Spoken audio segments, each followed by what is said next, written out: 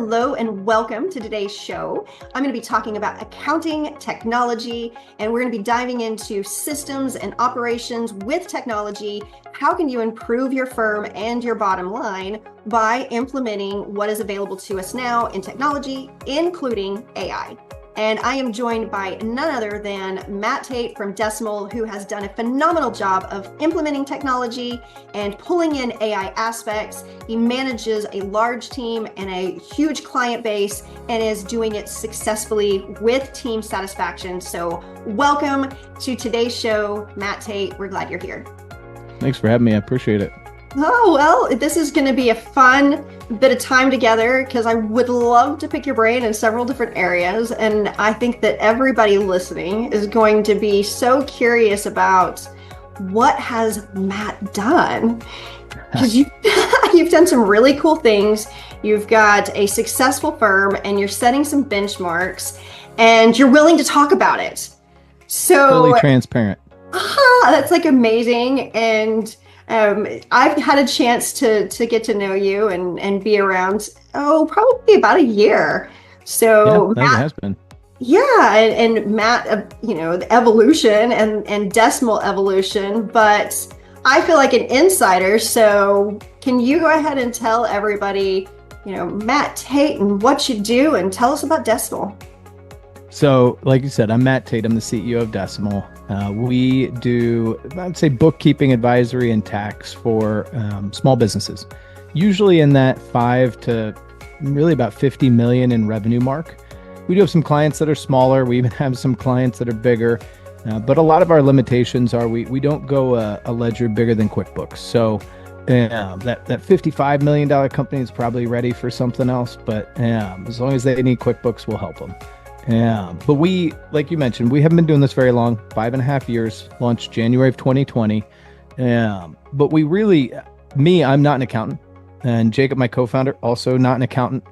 We're business people that came into this, and I'd had problems with my bookkeeping, the advisory and tax side for my last 2 companies. And I'd tried accounting firms, I'd tried hiring people, and I just knew there was a better way. And so we started Decimal to take an operator's view of an operational problem, which is bookkeeping. And I think so many accountants view it as an accounting problem, and there certainly is an accounting component to it. But when you look at it as an operational issue, I think you're solving the problem that the business owners truly want you to solve. And it's been really good for us. So we've grown quite a bit and are having a lot of fun doing it. I like this approach to, if you understand the operations of the business, then you can attack the problems. Yeah, and I think, if you think about it, accounting and bookkeeping, the ledger is the end point of a bunch of operational processes. Like what happens in invoicing, how you make your money, what happens in bill pay and expense reporting, what happens in payroll. Everything kind of ends up in a ledger. And so if you control the upstream and make it easier, it makes the downstream a lot easier. And what I find that accountants are uniquely bad at is being willing to tell people what they should do. And they're uniquely good at accepting the business person that says, well, I just don't want to change anything. Can you do it? And that's never been something that we've been willing to do at Decimal. And I think it's served us really well with having really great clients that stick around for a really long time. So I'm a problem solver. I think Me too. Most accountants, fit into that realm of give me a puzzle and I'll figure it out. But sometimes we're solving the wrong puzzles. I agree with that. And I think that accountants, we are well suited to be in this space of helping our clients with operations, but we haven't all figured out how to handle our own operations. I agree. What has been a really fascinating kind of jump for us at Decimal is in the span of our time, we have made 2 acquisitions and we've looked at a couple hundred more. And what that did was it gave us a unique insight into how a lot of bookkeeping and accounting firms actually operate. And I think you're very right. A lot of them aren't very well run operationally. They don't have good processes, good workflow systems. They aren't thinking about how do you bucket and break down work? How do you implement integrations, let alone AI? How do you really try to make the work better and easier? And that, I think, makes it hard for them to then advise their clients on how to do the same. And so I think you're very right, but I also think that we're entering this unique phase where more and more people are thinking differently. And I think the changes in the industry with outsourcing and offshoring, with just new cloud technologies, let alone AI, I think people are starting to shift their, at least wondering if they should start thinking about it. I think that technology opportunities are huge right now. And, you and I have had a chance to geek out on tech in the past. And, that's one of the things that I wanted to pull you into this juicy conversation, is because we do like tech and it's fun, and it's, it solves that operation piece that you've just alluded to is such an issue in many, many firms. And I feel like you are so uniquely positioned as coming into the accounting industry as not an accountant, but more in this business perspective and different skill sets. How have you looked at other businesses and thought about the way that you do things are different, and why do you do things the way that you're doing them? So it's a lot of questions packed into one, but let me see if I can unroll that a little bit. One of the things that I look at is how can we help people and give them time? And I look at that in two different places. I look at that for our clients. One of the things that I think we've uniquely internalized, I joke about it all the time, but it's true, is the three worst things about running a business are HR, IT, and accounting. Everybody hates that. All three of those. Legal, if you're big enough, becomes a very close fourth. If you kind of understand that you're providing a service in an area that people have to do, but they really don't like, one of your biggest currencies is time. How do I give people time? And how do they trust that the time that you're giving them is worth it? The other thing that I look at simultaneously is, how do I help my team and give them time? And how do I create aligned incentives between both groups of people? Because I think so many businesses, and we see this from the benches and the pilots and the scale factors of the world, that they looked at the time aspect from a client perspective, and then they were falling apart internally. And I'm not saying pilot is. I think pilot's doing better than bench and scale factor, but that alignment, I think, can occasionally be off. Versus, I think sometimes a lot of accounting firms and bookkeepers view it as, I'm going to provide outputs for my clients and I'm going to measure time for my employees. And that's just a weird alignment that doesn't work. So we've taken that approach, and what that's allowed us to do is we've divorced relationship from work. And what I mean by that is, we have about 100 employees, 60 of which are in the Philippines and 40 plus are in the United States. We don't let any of our US employees do accounting work. We want them to focus entirely on the client relationship and on making sure that the work quality that's going to the client is good. But when they find out that there's a mistake, their job is not to fix it, but it's to alert the other teams to fix it. All of the work that's happening behind the scenes is being done by technology or a couple of teams in the Philippines. And we've even broken those Philippines teams down even further. All of this means that I'm looking at my US accounting team and I'm saying, hey, I'm going to give you time in two ways. One, you're remote only, so your time is yours. You get your work done, your client relationships, however you want. Be as flexible as you want. I'm totally fine. I'm going to measure output. I'm not going to measure your butt and seat time. So that's time number one. Time number two is, I want you to spend your time. And what we're uniquely good at is giving our employees in the US the ability to position themselves to just be advisors and helpers to their clients, not to do the work. Because so many times if you're doing the work and the relationship, you will sacrifice one or the other. And accountants always sacrifice relationship for work. Can't tell you how many times I've heard accountants say, as long as the work is good, the client will be happy. That could not be less true. The client needs a relationship manager. but you have to give people time to do that. And so that's how we've really built a system. And there's a lot to unpack in each one of those, how we've managed to align the Philippines teams, how we've done technology, how we've aligned incentives throughout. But I think in general, we measure time not as an hourly rate, but we measure time as how much can we give back to the most important people in our lives, which are our clients and our team. I love this idea of resource management. So being able to think about time as, it's this resource where there's a cap on how much time, or just ability that you can output. And I think of, with the client conversations, you were honing in on making a distinction between here's the US based team and they're having the client conversations and the relationships. And so they're focused there. And I see that as you're allowing them to do one job really, really well and not be bogged down in all of these different pieces. And that is very different than what we see, in accounting firms, I would say all over the US. Yeah, and I think that's one of the hardest things. My first career was as a lawyer, and I had to do exactly that. I had to manage clients, I had to manage work, I had to manage relationships, I had to do all of it. And the thing that I was measured on, what my compensation and production was measured on, was how much work I did and how many hours I built. It wasn't how happy the client was. That has stuck with me in the long, long time since I've been a lawyer.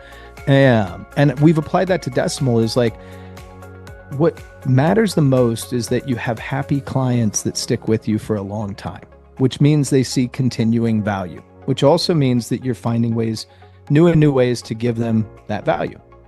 And to do that, though, you have to position your team.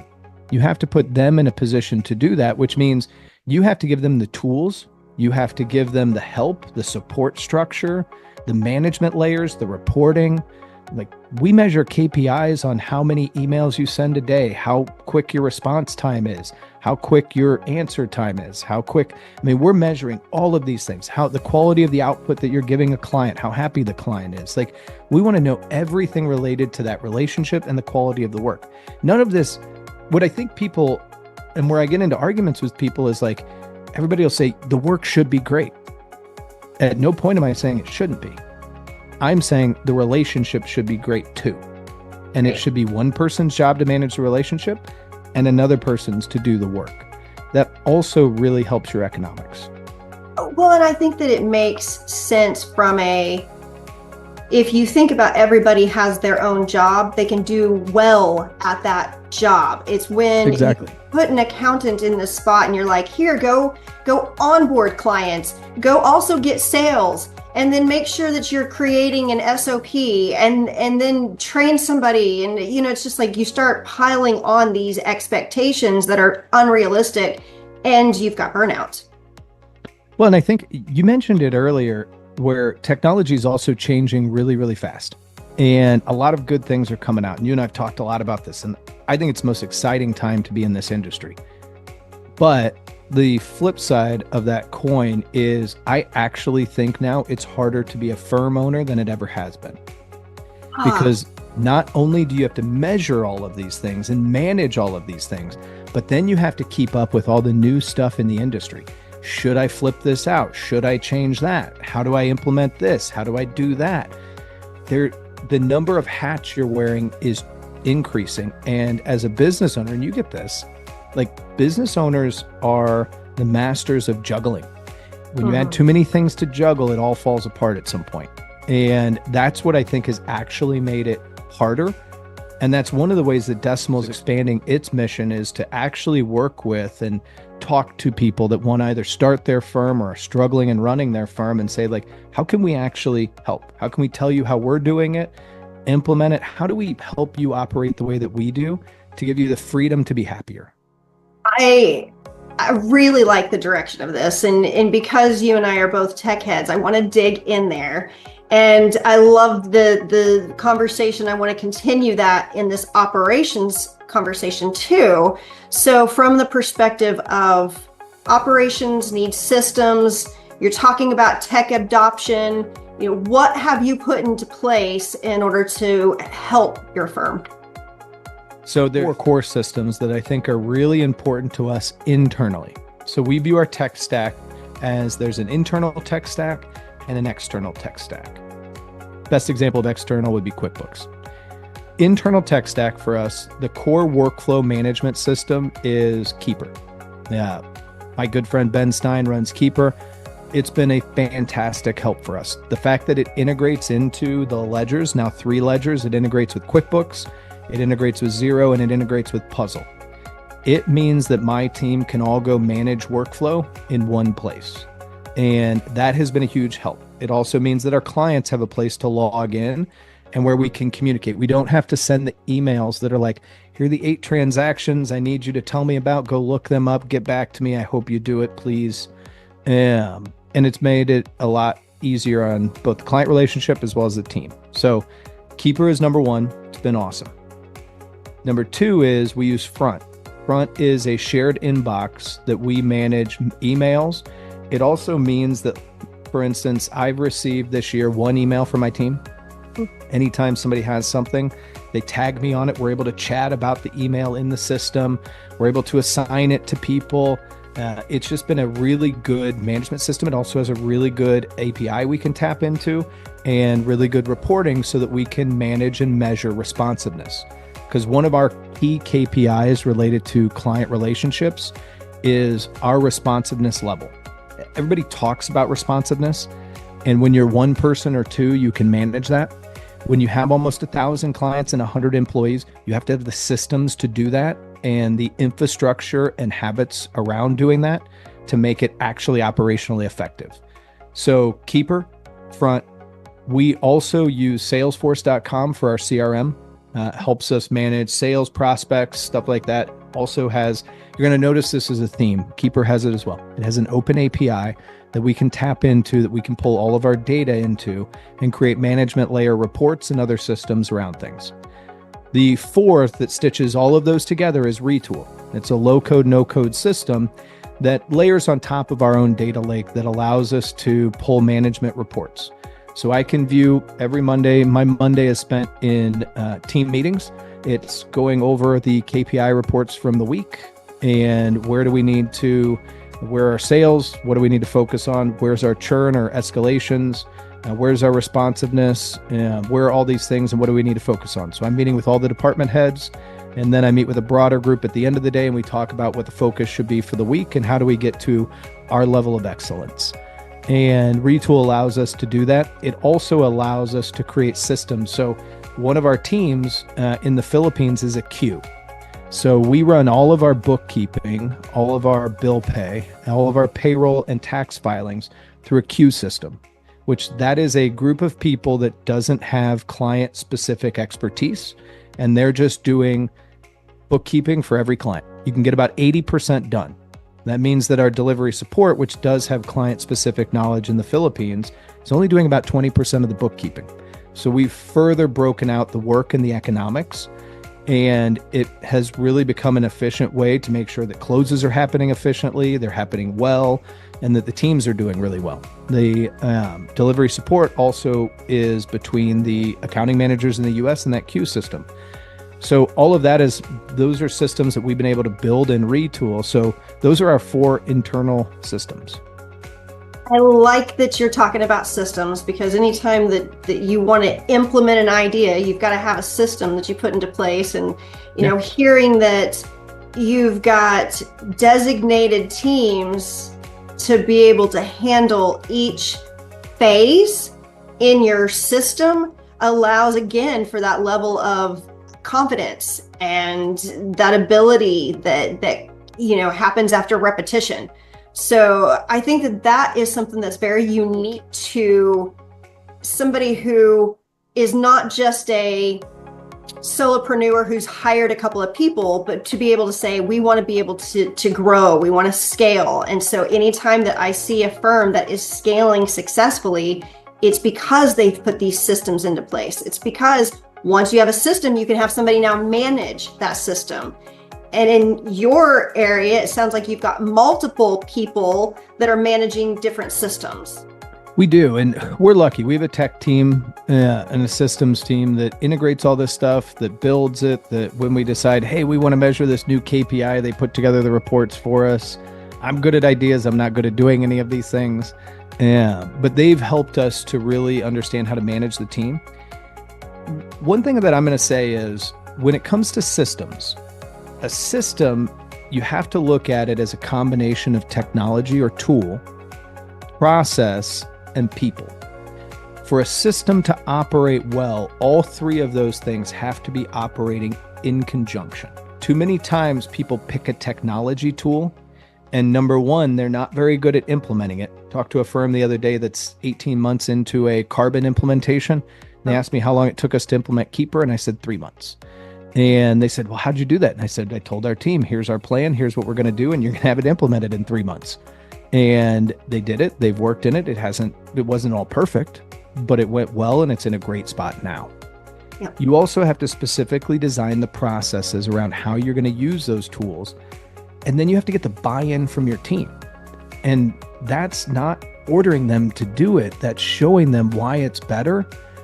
And then maybe you have a few people you have to order to do it. But as long as you really prove out that you've thought about it, that you get their buy-in on where the improvement's going to come from, then you get the tools working really well with the processes and the people are happy. And our team we just did an engagement survey. We do it once a year. Last year, one of the biggest problems that we had in our engagement survey was people were like, our systems are breaking for our scale.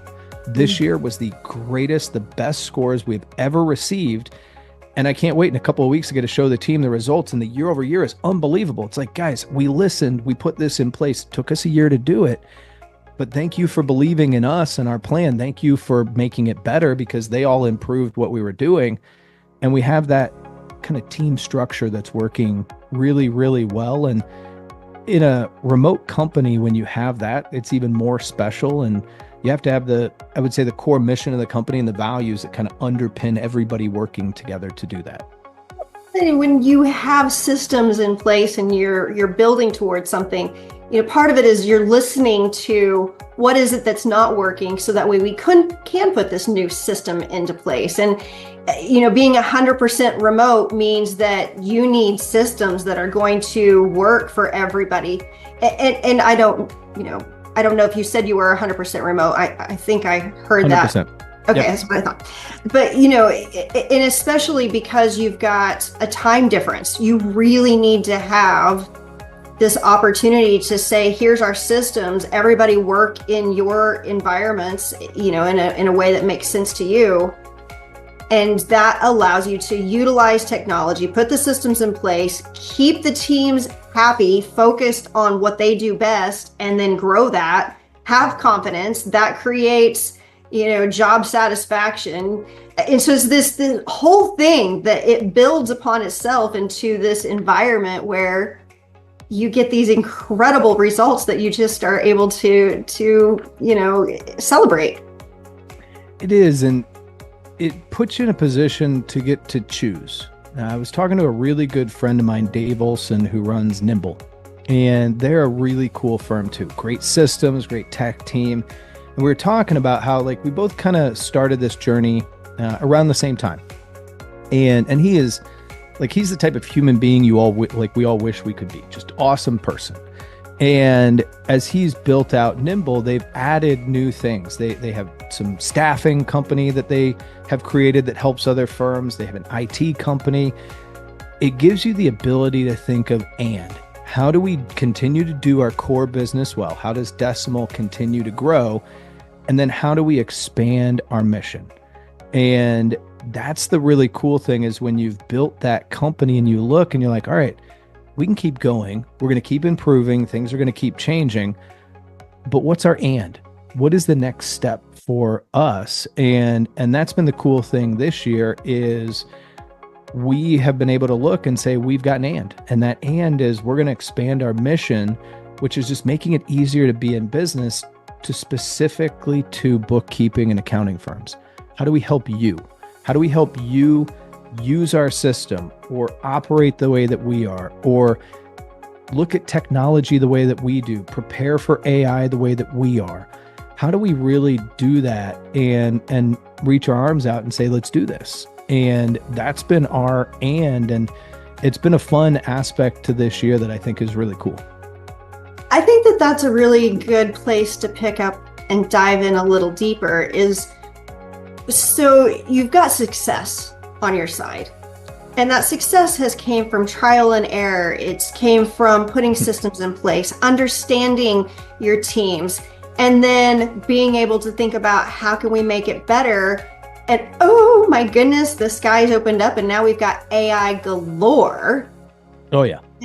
Yeah. So knowing that you're an operations guy, knowing that you have systems and enjoy tech, what are you doing in the AI space?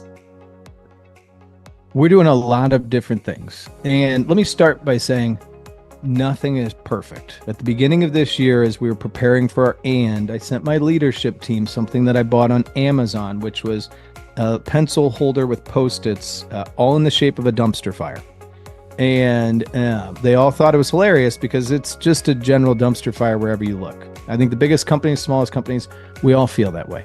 So I am not perfect. We fail constantly. I think the difference with us is we fail forward and we're okay with it. And we talk about it a lot. I talk about my failures constantly, which empowers the team to talk about theirs.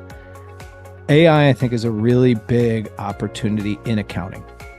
We decided to jump in with both feet. Our goal is to be on the actual leading edge, tip of the spear in implementing accounting or AI in accounting. And we did that this year in a very big way. So 2 years ago, we bought Spark from KPMG, and it was a ledger plus an accounting team plus a tax team. An absolutely amazing group of people out of Salt Lake City, many of whom are still working with us. Well, that ledger we decided was not our core competency, and we wanted to leverage that to get into the AI accounting ledger space quickly. And so earlier this year, we transitioned a couple of hundred clients to Puzzle, which is an AI native ledger. We looked at half dozen new AI-based ledgers out there, many of whom I've heard of, some of which are really good. And we ultimately aligned the best with Sasha and Puzzle, with their mission, where their technology was, and kind of how they view the accounting space. I think a lot of people in the AI space right now view AI as replacing accountants. I think AI is going to make accounting lives easier. I don't think it's going to replace anybody. And so we aligned with somebody that viewed it that way too. And when we transitioned to a couple hundred clients to Puzzle, it made us the largest. We have more clients on an AI native ledger than anybody else in the world. Somebody will pass us at some point, I'm absolutely sure. But we wanted to take a big leap because in accounting, the ledger is the core foundation. So you can be using AI in a million different ways, but if you're not using it within the ledger, then you're missing the core system. And so we like to start with core systems first and build out. And if you think about how I talked about the design of our team, so let me pause there. Is that everything you were thinking about on Puzzle? Absolutely. I feel like you've covered where Puzzle comes into play. So I think it's very helpful. And they've been awesome and really good. Is it as robust as QuickBooks? No. And do we still have 700 plus clients on QuickBooks? Yes. But it's improving really quickly, and we're confident that it's got a long-term place in our technology stack. So that's the way that we viewed the big part of AI. Now, we have AI operating at every level. In Retool, we have AI analyzing our reports, pulling out variance analysis. In our emails, that responsiveness, we have AI generating first draft of emails. We have AI doing all of our marketing. We edit it and put people eyes on it first too. But we have AI in every layer of Decimal. The other thing that we've done is we've set up our company and our operating system with those cues in a way that when AI is ready, it will be easy to plug in. So many people are going to have to look at AI as I need to replace everything to implement it. For us, we're just going to need to plug it in where it's ready. Right. And I think in a lot of ways, I talked to my kids about this. They saw a new TV come out. For some reason, we were in a mall and we were walking by a Best Buy and they're like, oh my gosh, there's a new TV. We have to get it. And I said, no, we're going to wait till next year. And they said, why? And I'm like, TV will be a third of the cost and it'll be better. I think that's the stage we are with a lot of AI right now in accounting, where it's cool. It does a lot of stuff. Some of it's good, some of it's not. But I don't think the cost function, when we run the economics and we're testing it all the time, our queues are still cheaper than implementing AI. And now that'll change quickly and we'll be ready when it does. But that's a big thing, is figuring out where and how. We're also using core systems that are implementing it too. Keeper is implementing a bunch of AI. Bill and Ramp are implementing a bunch of AI. QuickBooks is even implementing a bunch of AI. So it's really figuring out how these systems are working and how we can continue to use them at their best and highest level. I think that you're tapping into a lot of areas that people want to break down and they want to understand better. So, this idea of, I don't want to change everything right now. Well, to your point, you've created a system so you know exactly whenever it's time and there's a capability where you can plug it in. So any of these places where you need assistance, if you can design an AI solution to be able to help, you can understand, here's where I can put that system into play to assist me. Exactly. That's brilliant. So I would say, the same thing to those who are listening who want to implement AI. It's changing so rapidly right now.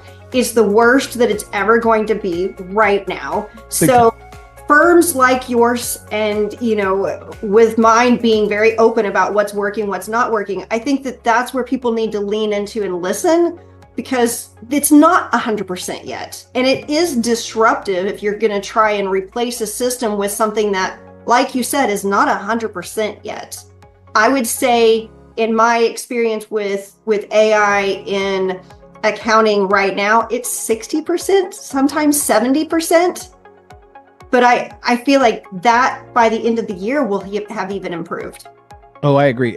One of the things that I think is really important, I did a white paper with a couple of people on AI a few weeks ago. And one of the guys we were talking to had a really good point. He said, right now accountants have a perfection problem. And what he meant by that is they're waiting for AI to be perfect. Mm-hmm. And that's the wrong way to look at it. Because right now I have people doing the work. People are not perfect. People are fallible. I would say they're probably 80%. We train people to be 80, 90% correct. If AI can be 80, 90% correct and a tenth of the cost, then all of a sudden I'm willing to flip that in. Maybe if it's able to be 70 to 80% correct and a tenth of the cost. I don't think it's all there yet, but to me, the perfection gap is a big thing. And by the way, I don't view AI replacing accountants. What I view AI as doing is replacing tasks to allow accountants to focus on that one thing, that client advisory side, that quality check, as being the best, highest use of an accountant's time. And we are gonna enter this phase. We're at the beginning of this phase. And that phase is the technology is improving to a point where you can continue to charge what you want to charge. And the costs are going down. And that's great. This is in this like glory era where we can all make a bunch of money. At some point, that technology is going to be more readily available and you're going to have major pricing compression. It is just a flat out guarantee when the market understands that, and other people have led the way, and that bring prices down. Prices are not going to continue to go up for a lot of this root work that AI can do. Bookkeeping is probably one of the biggest parts of that. Mm-hmm. And bill pay, some of those kind of more manual tasks.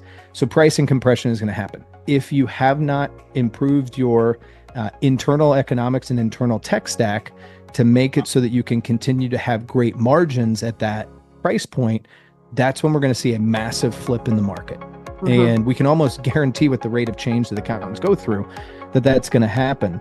And in past times, that change has taken 5, 7, 10 years.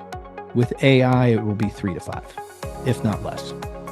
I think that that's a smart estimation. And, I would say to people who are wanting to know where to start, my thought is, as of the time that we're recording this, a lot of the solutions in the bookkeeping area are great at the review. They're not always great at the do. That's kind of where I'm seeing the trend right now. But what I would say is, in those apps that they're already using, and I love that you're sharing which apps you're using. So Keeper's a great example. You were talking about Keeper is implementing AI into the solution. It's not built on AI, it's incorporating it in. So here's where people who, if they're interested in where do I go and start to utilize these AI features, look at your existing apps. Agreed. Figure out how to leverage. Most people don't use their technology the best that it can be used. So figure out how to use it to its best, highest capability. When new releases happen, figure out how you can get in front of that. Like Ramp is a good example of we're participating in an alpha for them, which is pre-beta. And you want to, because we want to be at the very front end of where they're going and how do we implement that? And I think that that's such an important thing, is how do you continue to stay using things the best that you possibly can? And all of these companies, Bill, QuickBooks, Puzzle, Ramp, Gusto even, Rippling, like they're all adding new functionality. And you have to think, how can I use this better and in a way that equals less work for my team while I don't have to change my price? I think that there's a lot of room in that space right now. And it's like, you said, within I would say 3 years. By the end of 3 years, you should be looking at some type of system that you've put into place and tested, and being able to be in a place of refining it for your tech stack. And in our internal tech stack, we've got AI for bookkeeping, the bookkeeping review, and then being able to look at AI for the output. So client deliverables, that's our focus. Yep. And that's the place that we've been testing. And I would say, again, it's not all 100%. It's just not there yet. But those are the areas that I think accountants have pain points. And that's where I think that AI is going to be able to help some of those pain points. Well, I think the way that you've designed things is awesome, because what you've done is you've broken the work into buckets. And then not only can you get a system that can help you, but you can also look at each bucket and say, what can I do to improve this bucket, which is the doing of the work? How can I improve the reviewing of the work? How can I improve the client output? And you don't have to look at how do I improve everything? Break things down into smaller pieces, because it's way less intimidating. So I am going to call you the quote king. You've been giving nuggets along the way, but I am going to bring up a quote that you stated, I don't know, a couple months ago. And I was just like, I love it. And I want to share it again here for everyone to hear. Yeah. So this concept of AI, where does it fit in? How do we reconfigure our mindset in order to be able to pull in AI and allow it to be able to be part of our resource? And you made this comment, and you said accountants and bookkeepers are in this mindset of they are going to do, review, and then trust. But what they need to move into is this flip-flop of, when you put in AI, they need to trust the AI is going to do its job, review that it's done its job, and then do whatever is left. I think that's exactly right. It's time to flip things in the way that we've been doing it to the way that we will. And if you think about it, let's go back to the original thesis behind Decimal. And it's taking an operator's approach to this whole problem set. Businesses want somebody that's going to help their company move forward. They're not coming to you to do their bookkeeping. They're coming to you to help their business. If you are trusting AI to do its work, and then you are reviewing to make sure that it's good, the remaining do should be advising them, pulling out nuggets that you can help their business get better. And it doesn't mean you have to do CFO advisory. It can mean you're doing process advisory or a new tool, something that makes their life better. And that, to me, That's what kids right now coming out of college want to do for businesses. They want to help companies get better. They don't want to fill out tax forms. They don't want to use technology that's older than their parents. Like, they truly want to get in there and help. And AI is giving people the ability and will give them more to have that role. And I think that's why this is the most exciting time to be in the industry. I agree with you. I think that you have nailed one of those things that's like close to my heart whenever you start talking about these young people that are coming out of college and they're looking at a profession that they're not really sure that they want to get into. There's things about our profession that I think are super sexy. I love that. Oh gosh, I love being able to see the numbers. Oh my gosh, to look inside somebody's books. I mean, slow down. Yeah. See, they don't even let me into my own QuickBooks, but for me, it's the process side. Like, I like the process side. I like seeing a business that comes to me and says, hey, I've got a problem. And I ask them, what is it? And they're like, well, we should be making more money than we are. And I'm like, okay, well, talk to me about that. Why aren't you? Well, last I looked, we had about like $1.2 million in AR. And I'm like, okay. First thing I did when I set up my business was make it easy to collect money. So why don't we work on that for you? And that's putting in processes, habits, tools. That to me is where I geek out, is how do I help them solve a real life problem? And within 3 months, that $1.2 million business had under 200 grand of AR, and that's $1 million that we put in the bank. And I don't do collections. We aren't going to call your clients, but we sat down with them twice a week for that 3-month period. And we said, have you done this? Have you done this? Here's your priority. Do this, call them. That habit, that type of mentality is now built into the client. 3 years later, they've never had more than 50K in AR for the last 2.5 years. That is a massive process change that is making that business person's life that much better. You know, when you talk about it from that perspective, those are the ways that you're going to impact your client. Those are the things that are going to be the huge wins. The, relationship gold is what you're giving them. They are. I was just talking to that client the other day. He bought a second business and brought him onto Decimal, and they bought it in Kansas City. I'm in Indianapolis, and Kansas City is the home of the pineapple brat. And I told him, hey, next time you're driving back to Indy, bring me some pineapple brats. And he dropped him off at the house, and he was talking about it. He was like, look, when I signed up with Decimal, I thought this first business was going to fail. And now it's going so well, I bought a second business, and that second business is doing well. And I'm 65. I'm not buying a third business, but now I know I'm going to retire well, and my kids are going to have companies to work for. And what we also talked about was, here's the thing. As accountants and bookkeepers, we're going to make mistakes. We are going to do things that are going to screw up the books 1 month, or not get them their close in time, or something's going to happen. When you're dealing with so much, you are going to make mistakes. If you build a great relationship, if you create that relationship gold, like you mentioned, those really great outcomes, they're going to be okay with it. You're going to get that second chance. You're going to build that trust. And that's where I'll add to my quote, which is trust AI, review, do what's left, and build trust with your clients. I think trust is the bread in the sandwich. And I think that's where the next phase of this whole industry is going to come from. 100%. I think that, if you look at AI, in my lens, the way that I get starry-eyed and excited about AI is in that core area of assistance.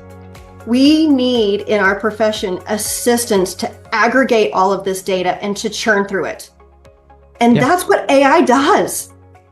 And so if we can get these systems into place, and we can pull AI into aggregate the data, churn through it, give us the trends, allow us to have those client conversations that are impactful and they're meaningful and that build the trust.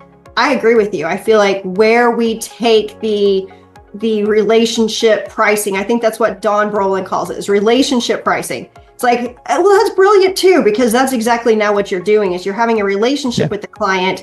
You were already talking about, you've got a team that's dedicated to talking, building relationships, going through how these clients can do better.